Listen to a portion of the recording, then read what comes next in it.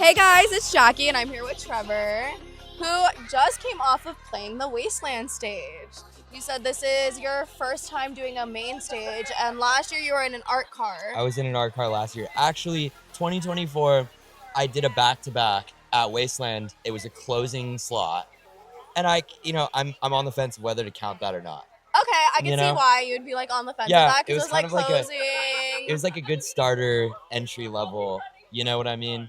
This one was like, it felt like, I worked up to this and it felt deserved and like hard work was paying off. How would you say, like, going from an art car last year to like now being on main stage, was your creative process any different than it was the year prior? Yeah, I think with the art car, it was like we had decided to do it. My agent called me and was like, "Look, dude, we already know you're not on the lineup. If you want to come do this, like, it might be fun. You can make some content out of it." I kind of just pulled up with like my USB and like jumped between playlists and just kind of had fun with It's like it. a freestyle type thing. And then this one was more like I've been on tour with Lil Texas this whole last like winter and spring leg, and a lot of the stuff was a lot more focused, and I was kind of testing out some new songs and testing out some new production stuff at all of those shows, and so it was a great opportunity to kind of see what worked and what didn't. And this show was kind of the amalgamation of like everything that worked at the tour shows. So like almost like everything's been accumulating to like this moment. It right? really felt like that. It did. I feel like it paid off. I love. So like coming off of the Lil Texas, working with him, was there any takeaways that you got from that experience? I know you said this is like the accumulation of all the good things, but was there anything that you personally took away of like working with him as a DJ, as an artist, as a creative? So, fun fact, we actually learned to produce together like 15 years ago. Oh, really? We met in college. We've been really close friends for like a close to 2 decades. God, that just dates me. I just made myself look so old. So he started doing like the hard dance stuff a couple years before I did. And so when I jumped into it, like I was almost immediately thrown opportunities to work with him and people he was introducing me to. And I got really lucky really quick to be exposed to like high quality work, if that makes sense. So that's been my experience.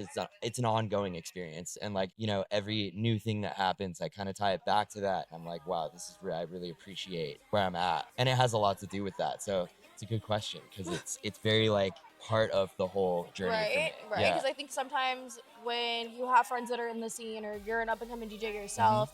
You never want them to feel like you're taking advantage. So sometimes like when you're given those opportunities or when you've known somebody as long as you have and really have gone through those phases and they see all of that potential and they're willing to put you along that path as well. Yeah, it really comes down to like, I respect the space. It's funny because I'm 4 years into this project and I still feel like I'm the new guy. I'm learning stuff every day and everything still feels new. And so I want to like, I'm almost like hyper respectful.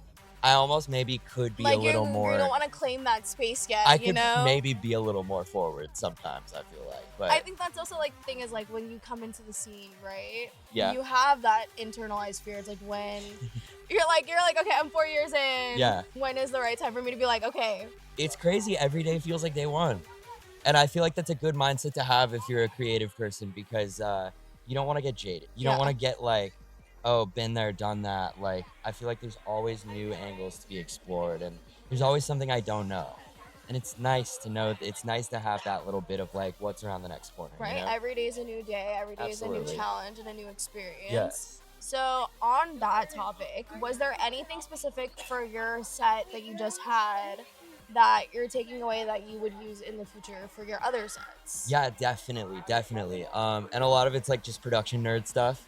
Like stuff that I've been very recently testing out. Some of it is mix related and like how to kind of, the energy flow and like what to play when and that type of thing. So really just nerdy stuff.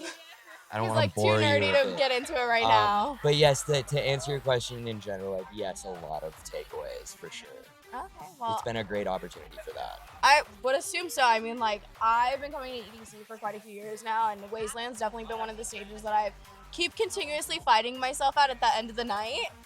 Right? I think also it's like the perfect location too. It's like right by the exit. So like as you're leaving, the music kind of just draws you over. And welcome to the family, by the way. You just told me Yes. off camera that you are a new fan of Hardstyle Hardstyle. fan. Yeah, I mean, like, I did Bullseye, Yeah. which I loved, Yeah. but like, I think more recently, I've kind of been wandering off. But I also love that about EDM. Like, I'm into so many different genres of music, and it's so hard to just have, like, obviously I have a preferred, which is bass, but Oh, right. I do like to enjoy other subgenres and other genres of EDM music in general, because that's what brings everybody together. There's more than enough for everybody's taste. Yeah. Like, everybody can find something they rock It's like Baskin Robbins, like the 27 flavors. 31 flavors. Absolutely, though. And it's like there's something for every, like, if you think your taste is weird, I promise you it's not too weird. Yeah. It's great. Yeah, no, I love it. And that's like what I love about the community too, and it brings people together. Like having these kinds of interviews and having these kinds of talks with DJs or Absolutely. the community fans and stuff like that. And I'm sure I you never feel saw that myself sitting in like this pink area. This pink fuzzy wonderland. Having what honestly a great conversation. Thank you. Yeah. I appreciate that. Absolutely. No, I've enjoyed myself 100%. Oh, yeah, If you had any advice for any new people that are now interested in hardstyle. Oh, in hardstyle. Yeah. Oh man. Okay, for my Americans that are getting into raw style or hardstyle, right? Give it time. It's an acquired taste. Just give yourself time. It will grow on you. You know, the stuff that you go, oh, not that. You know, everybody's like, oh, I like this stuff, but not that. And everybody's got like a not that. Give yourself time for the not that. You'll Really come sit to with love it. it. Some of the stuff that you think is so out there and obnoxious will end up being your favorite stuff. And be careful going too fast because you won't want to come back down. Ooh, that is some good advice. Careful with that up-tempo, kids. All right, guys. Well, this was Jackie. And Dead X. And what is the one memo you have for life right now? Stay adaptable. Keep an open mind. Keep swimming.